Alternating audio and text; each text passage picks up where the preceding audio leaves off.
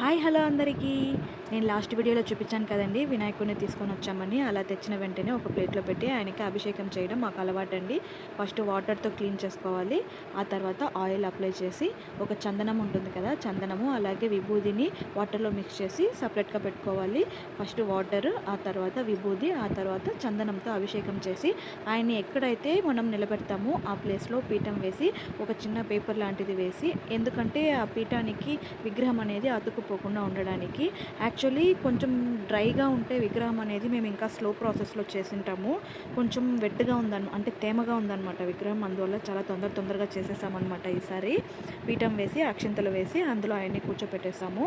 అంతలో మా ఆయనకి అర్జెంట్ ఫోన్ కాల్ ఒకటి వచ్చిందని చెప్పి ఆయన వెళ్ళిపోయారనమాట. నేనే వీడియో అనేది సైడ్లో అలా పెట్టేసి రికార్డ్ చేసుకున్నాను.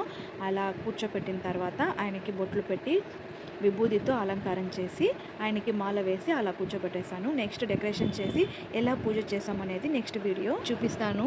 ఇప్పుడు ఏ డెకరేషన్ చేయకపోయినా కూడా ఒక మాల వేయంగానే బొజ్జగనపయ్య ఎంత బాగున్నారో కదా. మా గణపతి మీలో ఎంతమందికి నచ్చిందో తప్పకుండా కమెంట్ చేయండి. ఛానల్ని సబ్స్క్రైబ్ చేసుకోండి. Thank you for watching my Ganapati.